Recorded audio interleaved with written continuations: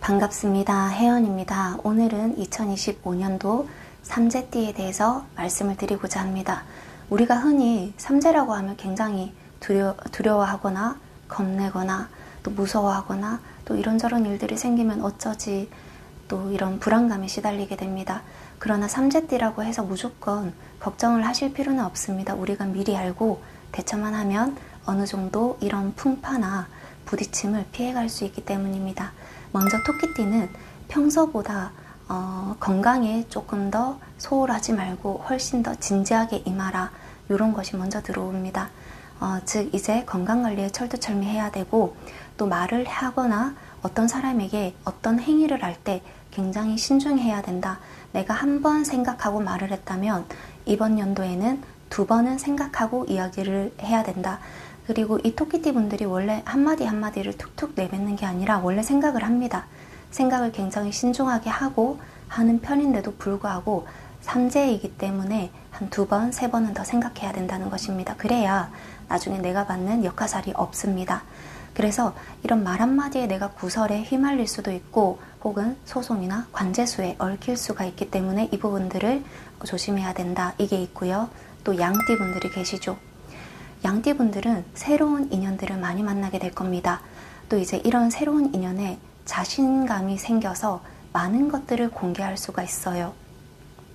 특히 자신이 생각하고 있었던 자신의 리스크나 여러 가지 부분에 대해서도 공개를 할 수가 있고, 자신의 과거에 대해서 부풀린다든지 말한다든지 그럴 수가 있는데, 그거는 반드시 조심해야 되는 그런 부분입니다.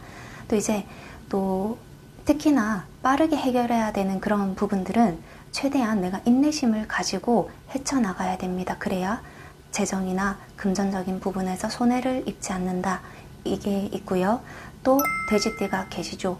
돼지띠 분들은 이제 관제나 이런 소송의 휘말림이 사실 조금 많이 들어옵니다. 그래서 더욱더 언행이나 행동에 2번, 3번 생각을 해야 되는 삼재띠이기도 한데요. 특히 이제 늘 해왔던 방식을 고수하기보다는 왠지 이번에는 나의 원래 고수했던 그런 방식이 아니라 다른 사람의 조언을 들어야 되겠다라는 생각이 들면 전문가의 이런 조언이나 방책을 듣는 것이 훨씬 더 도움이 됩니다. 왜냐하면 지금 을사년을 보니까 해결해야 되거나 내가 결정해야 되는 것들이 꽤나 많이 있습니다. 그래서 이때 나의 개인적인 부분으로 뭐든지 결정을 하고 판단을 내리기보다는 이번 연도에는 다른 사람의 조언도 필요하다. 이 이야기를 유념해 주시면 좋을 것 같고요. 특히 건강이 안 좋아지는 경우도 있기 때문에 조심해야 되고, 이처럼 삼재는 굉장히 조심하고 우리가 신중해야 되는 부분들이 한두 가지가 아닙니다. 2-3가지 혹은 서너 가지, 여러 가지가 되어질 수도 있습니다.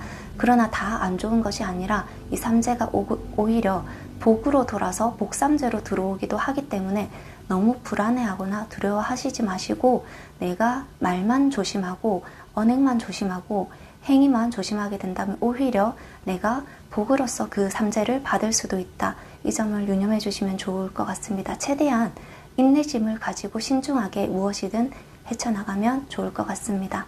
감사합니다.